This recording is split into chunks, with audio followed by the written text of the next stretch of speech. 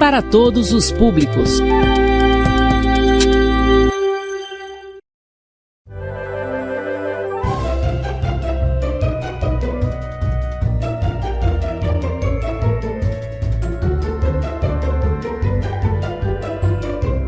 Olá pessoal, tudo bem? Estamos começando mais um Escola em Minha Casa, Projeto de Vidas. Hoje teremos uma aula do 6º ano, Ciências. Eu sou o professor Will e vamos falar de camadas da Terra, as camadas da Terra. Bem, gente, é importante a gente falar sobre camadas da Terra, mas antes também destacar um ponto, o planeta Terra. E com isso, eu quero mostrar uma imagem para vocês. Observem só, essa imagem aqui, ó. Então, o que você observa? Quero que vocês deem uma olhada aqui em volta, né? Deixa eu destacar aqui, ó. O que nós temos aqui? O nosso Sol, né? Vou colocar aqui o Sol. Ok, o nosso Sol. E com isso, quero que vocês verifiquem em volta, né? Observem aqui, nós temos aqui algumas montanhas, né? Observem. Temos aqui a água, né? Certo, com isso, quero mostrar aqui algumas questões para a gente dar uma observada, né? Dar uma observada e tentar compreender um pouco o que a gente vai ver na aula, ou seja, a questão das camadas da Terra. Então, tem 4 perguntinhas aí que está no livro, né? Elas estão no livro, as 4 perguntas, e já bem no início do capítulo, ó, você verifica isso. Mas quem está sem um livro, observa as perguntas, pode escrever, tá? Se estiver assistindo pela TV, tenta tirar uma foto, copiar rápido, mas também vai ficar no YouTube. Você pode dar uma pausa e escrever as questões. Certo, vamos ler as questões juntos? E eu quero que vocês tentem responder aí com a experiência, com as experiências que vocês têm sobre essas questões, sobre a Terra, sobre as observações, sobre o ar, a água, árvores, pedras, montanhas, etc. Então vamos para a primeira pergunta, que nos diz assim: observe os elementos não vivos, tá? Não vivos.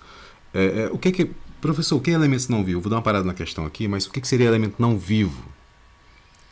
Olha, pedra você sabe que é não vivo, né? É um elemento não vivo. O ar também é um elemento não vivo. Agora vem uma questão interessante. A água é um elemento básico, necessário para a vida. Mas a água é viva? Alguém pode dizer que é, né? Bem, se você considerar os micro-organismos que estão dentro da água, né? Mas não. Vamos observar a água enquanto elemento, né?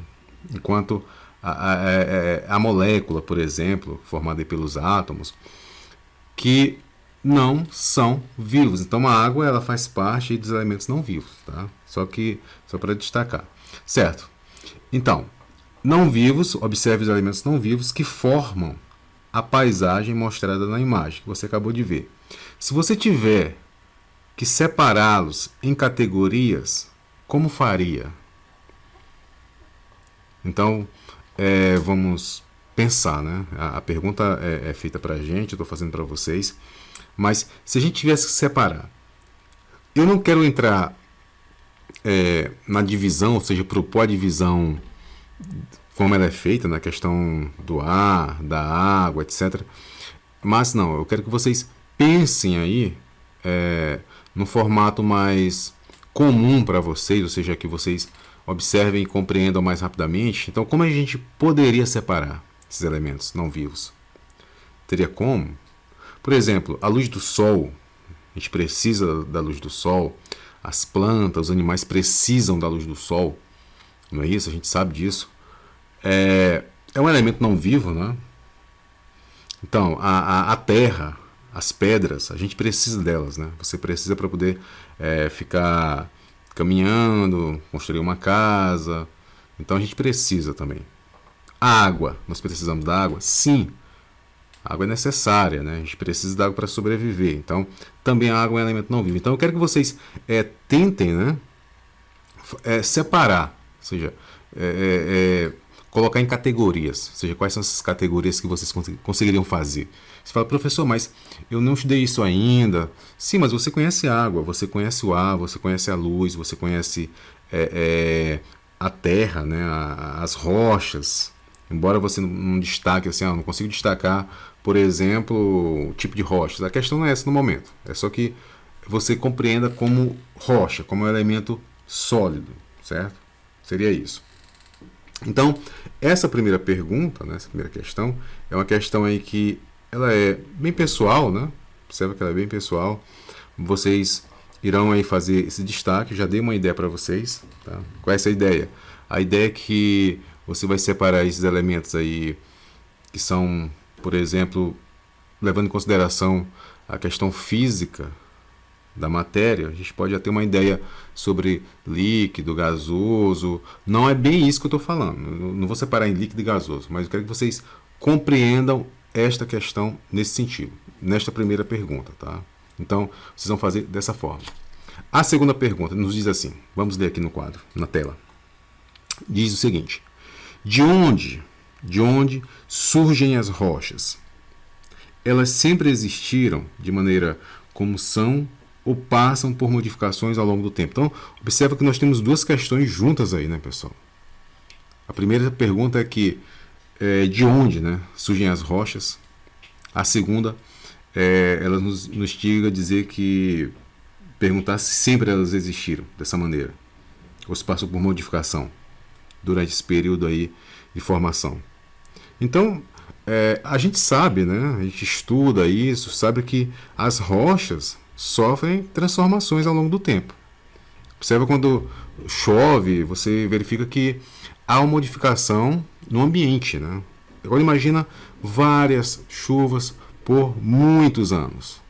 Você observa que em uma chuva apenas você vê a modificação no solo. Claro que uma rocha não se modifica do dia para a noite, né? Não dá para fazer essa modificação. Mas você observa que a terra ela começa a modificar. A sua rua modifica às vezes, o bairro, a cidade, com essa questão das rochas, do sol extremo, do calor extremo, dos ventos. Então, isso nos leva, né, a compreender que há essa modificação. Então, a gente observa que isso pode dar origem, né, a novas rochas. Então, vocês pensem dessa forma. A terceira pergunta nos diz assim: por que algumas rochas são diferentes de outras? É uma pergunta interessante, acho que vocês já observaram que as rochas elas não são iguais, né? Então, a gente sabe que as rochas são diferentes entre si. Então, observa que, basicamente, pelos minerais, né? Vamos falar em minerais. Os minerais que formam essa rocha, ou seja, que constituem. Você vai ver diferentes minerais em rochas diferentes. Então, as rochas não são iguais, não são todas iguais. Elas se parecem, né? Você vai, rocha é rocha? Sim, rocha é rocha. Você vai ver rochas diferentes, de tipos diferentes. Isso é uma condição aí do planeta, né? Então você tem aí esse planeta rochoso que nós vivemos com essas questões de diferenciação de rochas.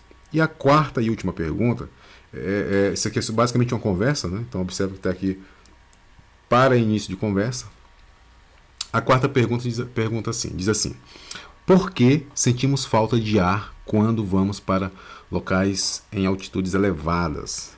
Eu sei que nem todo mundo já foi a um local elevado, mas fique sabendo, tá? Fique sabendo que quando você vai a um local muito elevado, uma montanha, muito, muito, muito distante do nível do mar, que é a nossa referência, né? Você começa a sentir essa falta de ar. Então, a questão é, em altitudes elevadas, o que acontece? O ar é mais rarefeito, tá? Professor, rarefeito, o que significa arrarefeito? Já ouviram essa palavra? Rarefeito? O ar rarefeito, o gás rarefeito? Gente, essa condição, quando eu digo rarefeito, ou seja, o ar rarefeito, a gente vai entender como uma questão de quantidade. A palavra certa seria densidade, tá? Densidade. Mas é uma quantidade de partículas que é reduzida em um mesmo espaço. Por exemplo, você está em um local mais perto do nível do mar, então à sua volta você vai ter uma quantidade de partículas de ar. É isso, você vai ter uma quantidade de gás, né? Quando você vai se distanciando do nível do mar, ou seja, você vai subindo, né? Subindo, você vai observar que em lugares com grandes altitudes, ou seja, lá no topo das montanhas, muito distante do nível do mar, o que vai acontecer? A pressão atmosférica é muito baixa. Então a proporção que você sai da Terra, tudo bem que você, professor, eu estou na montanha e eu continuo na Terra. Claro, quando eu falo da Terra em relação ao nível do mar. Então, quanto mais distante no sentido vertical, né, você estiver do nível do mar, o que vai acontecer? A pressão atmosférica vai diminuir e com isso, com a diminuição da pressão atmosférica, você vai ter menos ar, menos gás, né, menos gás que são necessários à vida, gás oxigênio, e isso vai fazer com que você sinta falta de ar. Essa é a questão. Então, pessoal, a gente viu aí essas 4 questões, tá? Sobre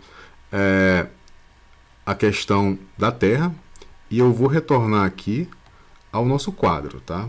Certo, então, copiar as questões. Vocês podem estar pegando no livro também. Quem não pegou no livro pode estar reassistindo no YouTube. E a gente não está terminando a aula ainda, certo? Não estamos terminando. Vou falar um pouco do planeta, o planeta Terra. Então, o nosso planeta, a gente sabe que, a gente acabou de falar sobre o planeta, ele é um planeta rochoso. Só que o que eu quero destacar é que nós estamos em um sistema solar. Deixa eu desenhar aqui. Estamos no sistema solar, onde nós temos aqui no centro, ó, vou colocar mais ou menos assim, ó. Então, temos aqui no centro o nosso Sol, a nossa estrela, né? Este é o nosso Sol, nossa estrela. Tá. Em volta do Sol, nós vamos ter alguns planetas. Tá? Deixa eu colocar aqui uma espécie de órbita. Né? Então, a gente vai ter esses planetas. O mais próximo do Sol, nós temos aqui o planeta Mercúrio, tá, pessoal? Tentem lembrar aí do planetinha Mercúrio. Vou botar aqui M. O planeta Mercúrio é o planeta que está mais próximo do Sol. Na sequência, deixa eu fazer aqui essa órbita não está muito legal, mas é mais ou menos assim. É uma órbita que ela não é esférica, né? Ela não tem uma esfericidade, mas ela é cônica, ela faz parte das cônicas, chamada de elipse, né? E aqui, estou botando tudo de verde os planetas. Tá só o nomezinho de vermelho. Na sequência, logo depois de Vênus vindo em direção à Terra, desculpa, de Mercúrio, você vai ter Vênus, tá? Tá bem que Vênus, certo? E então, só então, a gente chega na nossa Terra, que eu vou até colocar a órbita aqui de verde, tá? A órbitazinha da Terra aqui de verde. Então, aqui a nossa órbita, tô tentando desenhar aqui, colocar o nosso planetinha aqui um pouco preto, um pouco azul, que ele é mais azul, não é isso? A gente sabe disso. Então aqui está a nossa querida Terra. Nossa querida Terra. Tá? Aqui está a Terra. E só para fechar com chave de ouro aqui, tem mais planetas, mas eu vou utilizar só esses daqui apenas. Logo depois está um planeta que, talvez depois da Terra, né, é o mais famoso. Vocês devem ter ouvido falar do planetinha vermelho, né? Quem é o planeta vermelho? Exatamente isso aí que você falou. Marte, né? Então existem várias histórias sobre Marte, o planeta vermelho, etc. O que eu quero destacar aqui para vocês é que nós temos aqui algo que eu vou chamar de zona habitável. Tá? O que é a zona habitável? Bem, a zona habitável é essa zona aqui, ó, a zona que a gente está, né? Claro. Que pode compreender também esses dois planetas aqui, ó. ou seja, Marte e Vênus. Aí você pergunta, professor, mas existe vida lá em Marte, existe vida lá em Vênus, né? Já que estão em zona habitável, a gente pode dizer assim. Bem, gente, isso é uma questão que está sendo estudada. A gente sabe que existem várias missões para Marte, para Vênus bem menos, mas para Marte é uma quantidade superior de missões. E ainda, né, estuda-se essa questão. É claro que não existe a vida como a gente conhece aqui na Terra. Isso é um fato. Ah, mas pode existir outro tipo de vida, uma vida aí microscópica, uma bactéria, etc. Bem, a gente não descarta isso. A gente não pode dizer que não. Também nós podemos dizer que sim. A gente precisa de elementos aí que comprovem isso. E está sendo estudado. Tá? Então, a gente conhecendo o planeta, que é o que a gente está vendo agora, a gente vai agora entrar nas camadas, tá? As camadas da Terra. E eu quero mostrar uma imagem para vocês. Deixa eu voltar aqui para o nosso livro. Quero mostrar uma imagem que ela está bem aqui. Deixa eu voltar aqui. Aqui nessa página seguinte, no nosso livro. Ótimo, aqui está. Tá, tentar aumentar um pouquinho mais para a gente poder observar melhor. Ótimo, né? Ótimo. Observem. O que nós temos aqui? Bem, a gente fala em camada, né?